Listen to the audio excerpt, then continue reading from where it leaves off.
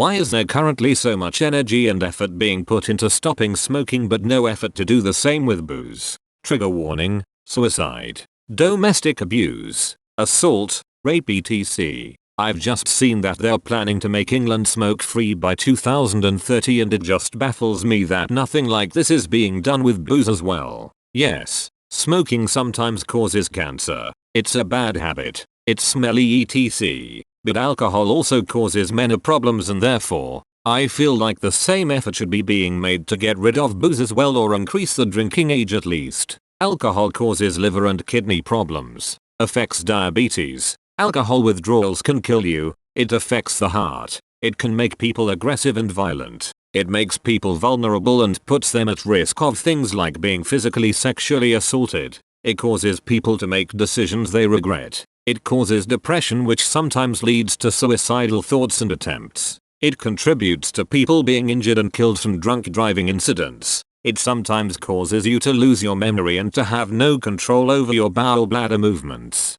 I feel alcohol causes just as much damage as cigarettes. Alcohol even affects people who aren't drinking, like in situations where someone might get hit by someone who is drunk.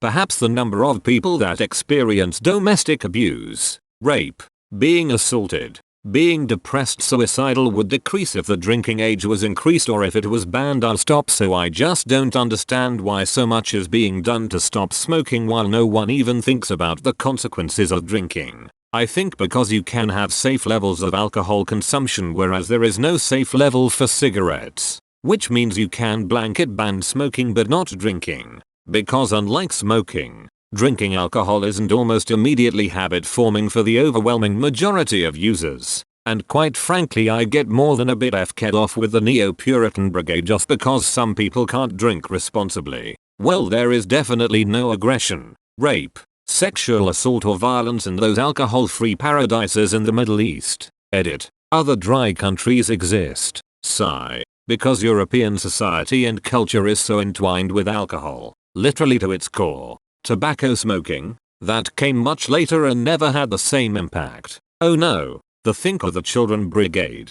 How about banning McDonald's? Because some low-functioning fatties can't control themselves. Shouldn't ban either, will just make them more dangerous. Banning substances has never worked and never will. It will create a thriving black market and create products even more dangerous than they already are. What is needed is education and harm reduction. Prohibition worked a treat in the US last century. One important reason is that alcohol is much more culturally important than tobacco. It's completely embedded in our culture. Smoking isn't really something with much cultural importance. One thing I'd like to add is that you can't actually ban alcohol. You could ban the sale of it, but fermentation is a very common and natural occurrence and it's not that hard to make alcoholic drinks at home. Tax on alcohol is super high. Scotland had minimum pricing, which failed.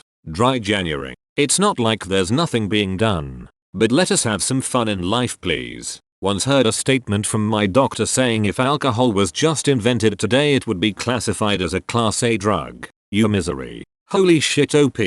Your post history. Abstinent, Christian, and a crack smoker? I think you have far more to sort out in your own house than worrying about people who drink alcohol. Wasn't it Jesus that said let he without sin cast the first stone? My thoughts are that they should just leave everyone to do whatever they want, so long as they're not harming anyone else. There's no mad push to ban driving, even though driving kills more people than almost anything else, either directly with accidents, or indirectly with pollution. It's just puritanism with a different brand. I have never raped, assaulted, domestically abused or attempted suicide by drinking booze. Derby days in football are attributed to the biggest domestic abuse days in the UK. We gonna cancel football? Rapists rape.